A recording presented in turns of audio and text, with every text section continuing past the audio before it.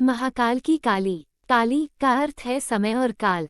काल जो सभी को अपने में निगल जाता है। भयानक अंधकार और शमशान की देवी। वेद अनुसार समय ही आत्मा है, आत्मा ही समय है। मां कालिका की उत्पत्ति धर्म की रक्षा और पापियों राक्षसों का विनाश करने के लिए हुई है। काली को माता जगदम्बा की महामाया कहा गया है।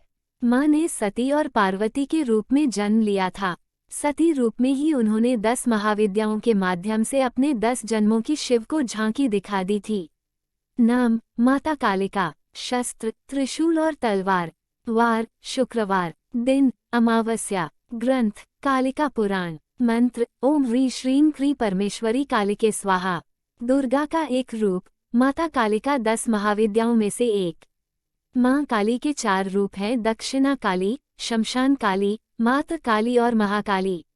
राक्षस वध माता ने महिषासुर, चंड, मुंड, धूम्राक्ष, रक्तबीज, शुंभ, निशुंभ आदि राक्षसों के वध किए थे। माता कालिका के प्रसिद्ध 3 मंदिर। कलियुग में 3 देवता जागृत कहे गए हैं, हनुमान, कालिका और भैरव। कालिका की उपासना जीवन में सुख, शांति, शक्ति, विद्या देने वाली बताई गई है।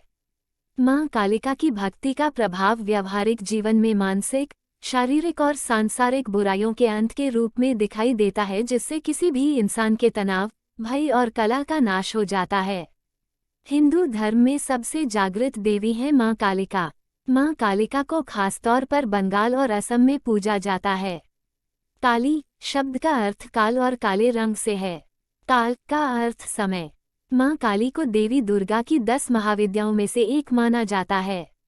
विशेष कालिका के दरबार में जो एक बार चला जाता है उसका नाम पता दर्ज हो जाता है। यहाँ यदि दान मिलता है तो दंड भी, आशीर्वाद मिलता है तो शाप भी।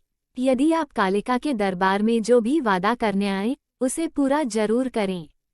जो भी मन्नत के बदले को करने का वचन दे उसे पूरा जरूर करें, अन्यथा कालिका माता रुष्ट हो सकती हैं। जो एकनिष्ठ, सत्यवादी और वचन का पक्का है, समझो उसका काम भी तुरंत होगा। अगले पन्ने पर पहला रहस्य। मां दुर्गा ने कई जन्म लिए थे। उनमें से 2 जन्मों की कथाएं ज्यादा प्रसिद्ध हैं। पहला, जब उन्होंने राजा दक्ष के यहाँ सती के रूप में जन्म लिया था और फिर वे यज्ञ की आग में कूदकर भस्म हो गई थीं। दूसरा, जब उन्होंने पर्वतराज हिमालय की पुत्री के रूप में जन्म लिया तब वे पार्वती कहलाईं। दक्ष प्रजापति ब्रह्मा के पुत्र थे। उनकी दत्तक पुत्री थी सती, जिन्होंने तपस्या करके शिव को अपना पति बनाया, लेकिन शिव की जीवनशैली दक्ष को बिल्कुल ही नापसंद थी। शिव और सती का अत्यंत सुखी दाम्पत्य जीवन था, पर शिव को बेइज्जत करने का ख्याल दक्ष के दिल से नहीं गया था। इसी मंशा से उन्होंने एक यज्ञ का आयोजन किया जिसमें शिव और सती को छोड़कर सभी देवी देवताओं को निमंत्रित किया। जब सती को इसकी सूचना मिली तो उन्होंने उस यज्ञ में जाने की ठान ली। शिव से अनुमति मांगी तो उन्होंने साफ मना कर दिया। उन्होंने कहा कि जब हमें बुलाया ही नहीं है तो हम क्यों जाएं? सती ने कहा कि मेरे पिता हैं तो मैं तो बिन बुलाए भी जा सकती हूँ। लेकिन शिव ने उन्हें वहां जाने से मना किया तो माता सती को क्रोध आ गया और क्रोधित होकर वे कहने लगी, मैं दक्ष यज्ञ में जाऊंगी और उसमें अपना हिस्सा लूंगी, नहीं तो उसका विध्वंस कर दूंगी। वे पिता और पति के इस व्यवहार से इतनी आहत हुई कि क्रोध से उनकी आंखें लाल हो गईं। वे उग्र दृष्टि से शिव को देखने लगीं। उनके होंठ फड़फड़ाने लगे। फिर उन्होंने भयानक अट्टहास किया। शिव भयभीत हो गए। वे इधर उधर भागने लगे। उधर क्रोध से सती का शरीर जलकर काला पड़ गया। उनकी इस विकराल रूप को देखकर शिव तो भाग चले, लेकिन जिस दिशा में भी वे जाते वहां एक न एक भयानक देवी उनका रास्ता रोक देती। वे 10 दिशाओं में भागे और 10 देवियों ने उनका रास्ता रोका और अंत में सभी काली में मिल गईं। हारकर शिव सती के सामने आ खड़े हुए। उन्होंने सती से पूछा, कौन है ये? सती ने बताया, ये मेरे 10 रूप हैं। आपके सामने खड़ी कृष्ण रंग की काली है, आपके ऊपर नीले रंग की तारा है, पश्चिम में छिन्नमस्ता, बाएं भुवनेश्वरी, पीठ के पीछे बगलामुखी, पूर्व दक्षिण में द्युमावती, दक्षिण पश्चिम में त्रिपुर सुंदरी, पश्चिम उत्तर में मातंगी तथा उत्तर पूर्व में षोडशी हैं और मैं खुद भैरवी रूप में अभयदान देने के लिए आपके सामने खड़ी हूँ। माता का ये विकराल रूप देख शिव कुछ भी नहीं कह पाए और वे दक्ष यज्ञ में चली गईं। अगले पन्ने पर दूसरा रहस्य। दुखों को तुरंत दूर करती काली। 10 महाविद्याओं में से साधक महाकाली की साधना को सबसे शक्तिशाली और प्रभावशाली मानते हैं, जो किसी भी कार्य का तुरंत परिणाम देती हैं। साधना को सही तरीके से करने से साधकों को अष्ट सिद्धि प्राप्त होती है। काली की पूजा या साधना के लिए किसी गुरु या जानकार व्यक्ति की मदद लेना जरूरी है। महाकाली को खुश करने के लिए उनकी फोटो या प्रतिमा के साथ महाकाली के मंत्रों का जाप भी किया जाता है। इस पूजा में महाकाली यंत्र का प्रयोग भी किया जाता है। इसी के साथ चढ़ावे आदि की मदद से भी मां को खुश करने की कोशिश की जाती है। अगर पूरी श्रद्धा से मां की उपासना की जाए तो आपकी सारी मनोकामनाएं पूर्ण हो सकती हैं। अगर मां प्रसन्न हो जाती हैं तो मां के आशीर्वाद से आपका जीवन बहुत ही सुखद हो जाता है। अगले पन्ने पर तीसरा रहस्य। कालरात्रि और काली। दुर्गा के 9 रूपों में 7वां रूप है देवी कालरात्रि का, इसलिए नवरात्र के 7वें दिन मां कालरात्रि की पूजा होती है। कालरात्रि माता गले में विद्युत की माला धारण करती हैं। इनके बाल खुले हुए हैं और गर्दभ की सवारी करती हैं, जबकि काली नरमुंड की माला पहनती हैं और हाथ में खप्पर और तलवार लेकर चलती हैं। काली माता के हाथ में कटा हुआ सिर है जिससे रक्त टपकता रहता है। भयंकर रूप होते हुए भी माता भक्तों के लिए कल्याणकारी हैं। कालरात्रि माता को काली और शुभंकरी भी कहा जाता है। कालरात्रि माता के विषय में कहा जाता है कि ये दुष्टों के बाल पकड़कर खड्ग से उसका सिर काट देती हैं। रक्तबीज से युद्ध करते समय मां काली ने भी इसी प्रकार से रक्तबीज का वध किया था।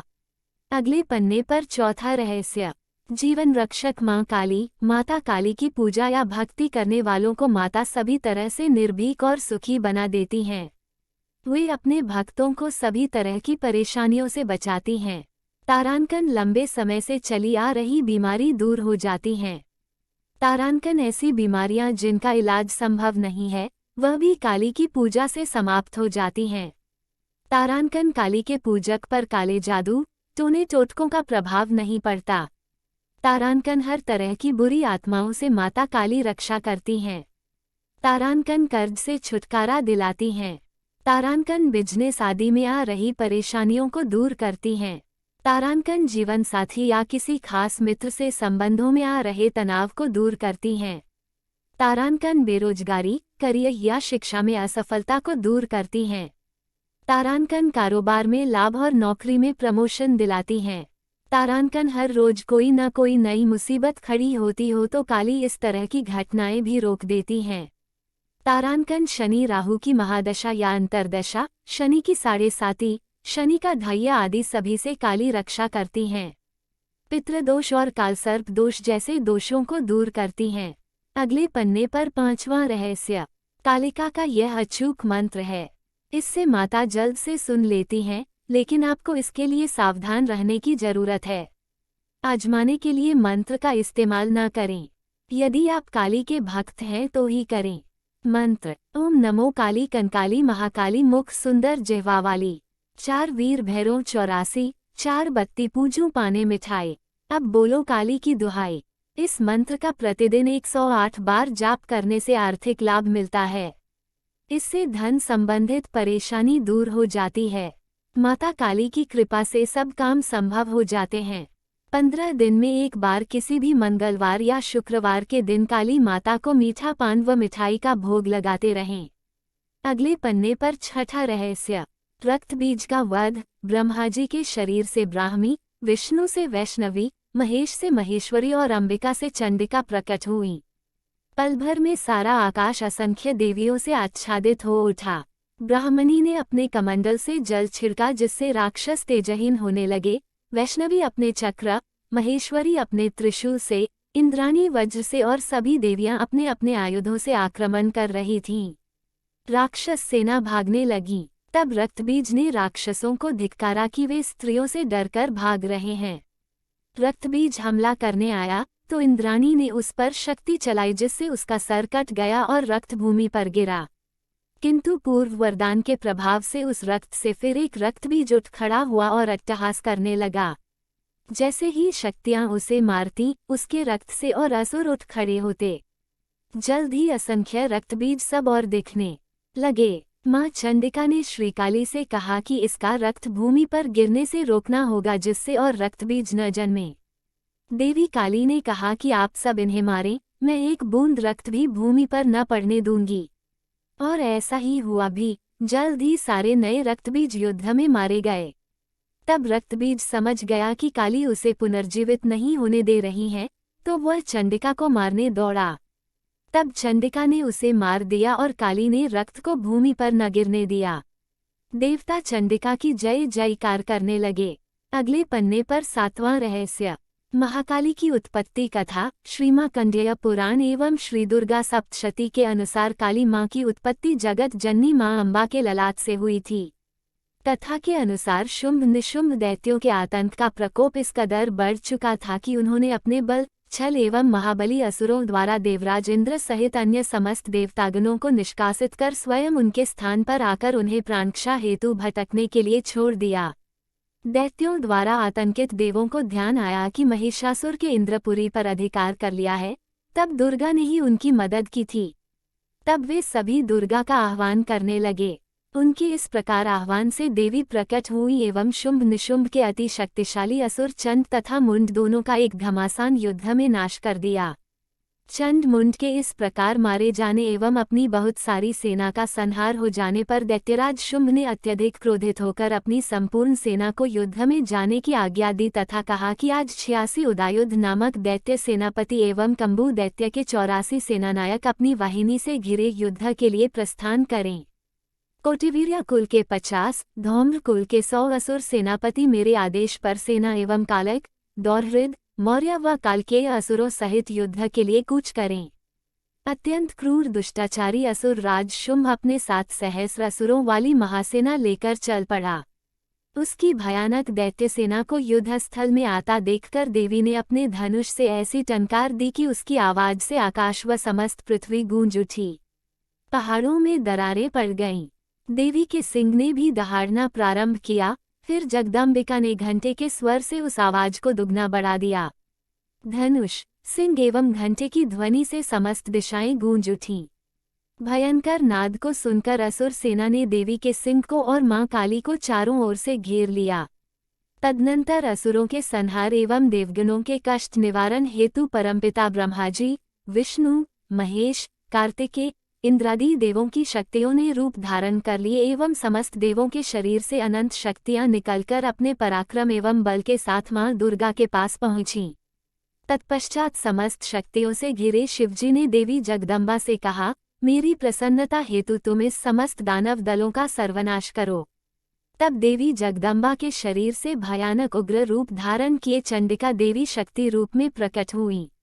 उनके स्वर में सैकड़ों गीदड़ों की भांति आवाज आती थी। असुरराज शुंभ निशुंभ क्रोध से भर उठे। वे देवी कात्यायनी की ओर युद्ध हेतु बढ़े। अत्यंत क्रोध में चूर उन्होंने देवी पर बाण, शक्ति, शूल, फरसा, ऋषि आदि अस्त्रों शस्त्रों द्वारा प्रहार प्रारंभ किया। देवी ने अपने धनुष से टंकार की एवं अपने बाणों द्वारा उनके समस्त अस्त्रों शस्त्रों को काट डाला जो उनकी ओर बढ़ रहे थे। मां काली फिर उनके आगे आगे शत्रुओं को अपने शूलादि के प्रहार द्वारा विदीर्ण करती हुई व खट्वांग से कुचलती हुई समस्त युद्ध भूमि में विचरने लगी। सभी राक्षसों चंड मुंडादि को मारने के बाद उसने रक्तबीज को भी मार दिया। शक्ति का यह अवतार एक रक्तबीज नामक राक्षस को मारने के लिए हुआ था। फिर शुंभ निशुंभ का वध करने के बाद भी जब काली मां का गुस्सा शांत नहीं हुआ, तब उनके गुस्से को शांत करने के लिए भगवान शिव उनके रास्ते में लेट गए और काली मां का पैर उनके सीने पर पड़ गया। शिव पर पैर रखते ही माता का क्रोध शांत होने लगा।